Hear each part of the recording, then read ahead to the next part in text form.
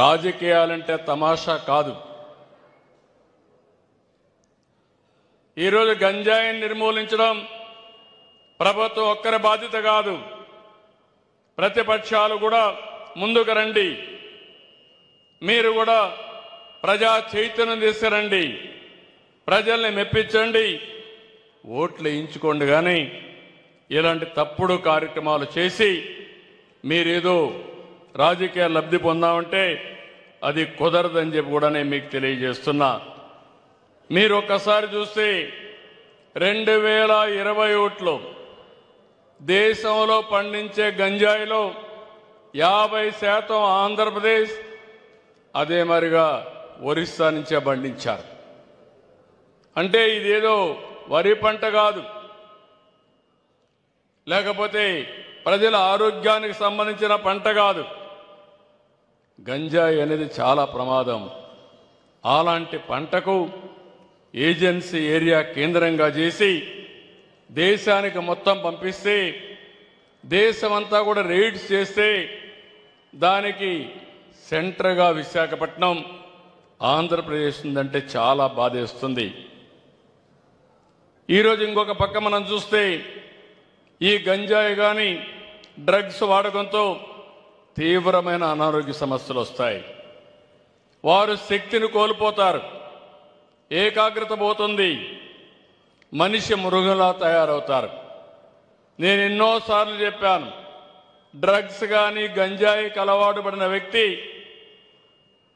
చాలా ప్రమాదంగా తయారవుతాడు, డిప్రెషన్ గురవుతారు, ఆత్మహత్యలు చేసుకునే పరిస్థితికి వస్తారు. ఇంకో పక్కన మీరు చూస్తే అక్కడి నుంచి బయటపడడం కూడా చాలా కష్టం వాళ్ళందరికీ. వాళ్ళు సమాజానికే పెద్ద సమస్య, తల్లిదండ్రులు కూడా పెద్ద సమస్య. వీళ్ళని కంట్రోల్ చేయలేరు.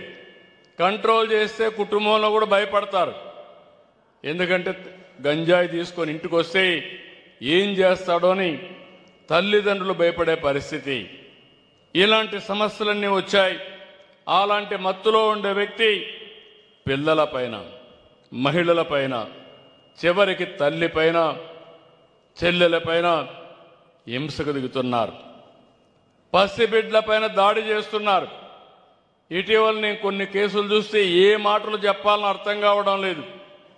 3 సంవత్సరాల పసి పిల్లలపైన ఈ మానవ మృగాలు అత్యాచారాలు చేస్తున్నాయంటే వీళ్ళు మనుషులా అని అడుగుతున్నా మిమ్మల్ని. అలాంటి వాళ్ళని క్షమించాలని అడుగుతున్నా. నేను అందుకే ఒక మాట చెప్పాను, ఇప్పుడే హామీ ఇస్తున్నా, ఈరోజు కూడా హెచ్చరిస్తున్నా. 1 సంవత్సరం అందరికీ చెప్పా, ఏజెన్సీ ఏరియాలో క్లియర్గా చెప్పాను, ఎక్కడా గంజాయి పెంచడానికి వీలు లేదు. 10,000 ఎకరాల్లో గంజాయి ఉంటే ప్రత్యామ్నాయ పంటలన్నీ కూడా ఇచ్చి గంజాయిని నిర్మూలించే ప్రయత్నం చేశారు. శాటిలైట్ ద్వారా సమాచారం తెప్పిస్తున్నాం, గూగుల్ ద్వారా సమాచారం తెప్పిస్తున్నాం, డ్రోన్స్ పంపిస్తున్నాం. మీరు ఎక్కడైనా సరే గంజాయి పెంచితే మాత్రం మిమ్మల్ని వదిలిపెట్టనని హెచ్చరిస్తున్నా. ఇంకో పక్క కొన్ని దిక్కలు నేను చూస్తున్నాను, కొంతమంది గంజాయి అమ్మే పరిస్థితి వచ్చారు. మామూలు షాపుల్లో గంజాయి అమ్మక కేంద్రాలుగా తయారైపోయినాయి. ఇప్పుడు అవన్నీ కూడా మనం గట్టిగా టైటన్ చేస్తే ఇప్పుడు కొత్తగా మెడికల్ షాప్లో మత్తు పదార్థాలు అమ్మే పరిస్థితికి వచ్చారు.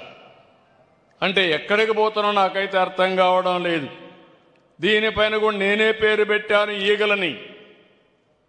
రాష్ట్రం మొత్తం ఇలాంటి వ్యక్తులపైన డేగ కన్నేశాం, 3వ కన్ను చూస్తానే ఉంటుంది.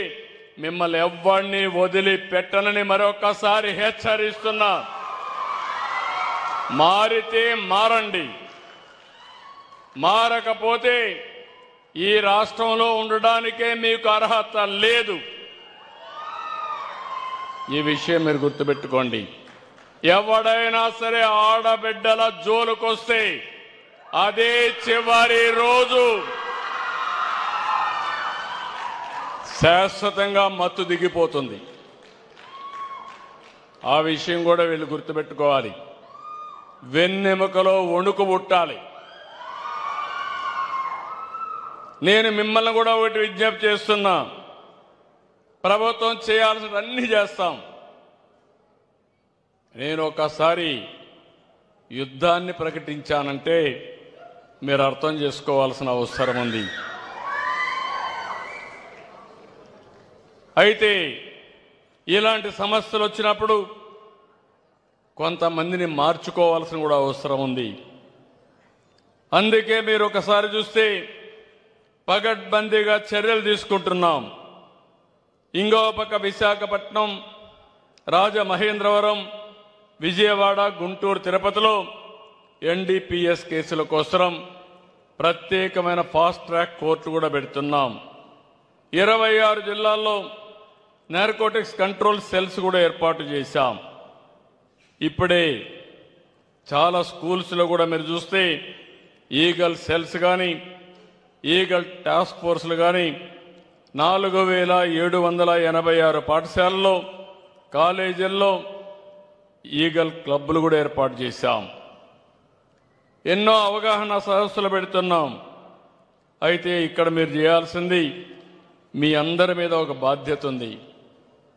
ఇదేదో ప్రభుత్వం ఒకటే చేయాలి, మేము మాత్రం చేయమంటే చాలా కరెక్ట్ కాదు. మీకు తెలియకుండా ఏమీ జరగడం లేదు.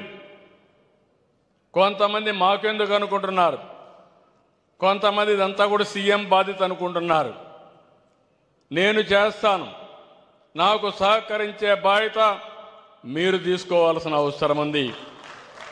మీకు ఒకరిద్దరికి భయం ఉంటే మీరు నేరుగా నెంబర్ ఇచ్చాం. ఏదైతే ఈరోజు 1772 నెంబర్, అది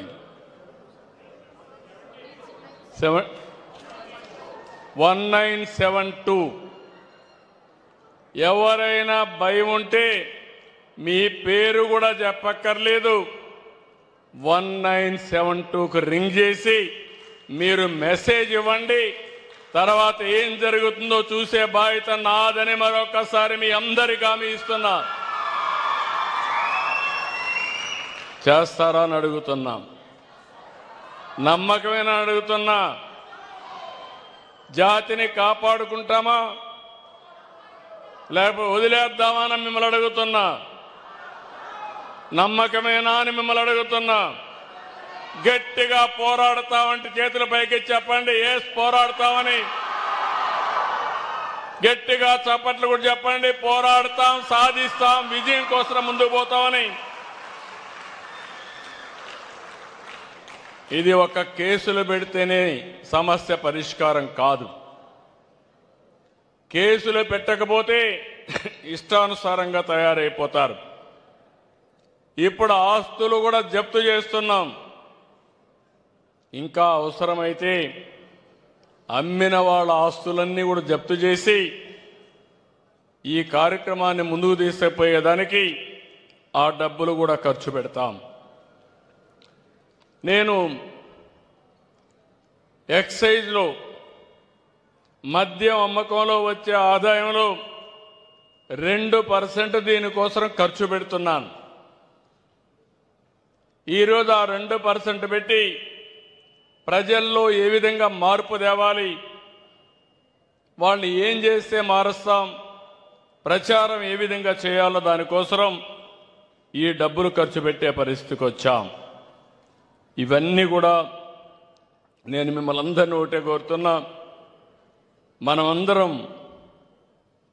ఇటీవల కాలంలో సినిమాలకు కూడా ఒకటే విజ్ఞప్తి చేస్తున్నా. సెలబ్రిటీస్ అందరూ ముందుకు రావాలి. సమాజం హితం కోరే ప్రతి ఒక్క వ్యక్తి ముందుకు రావాలి.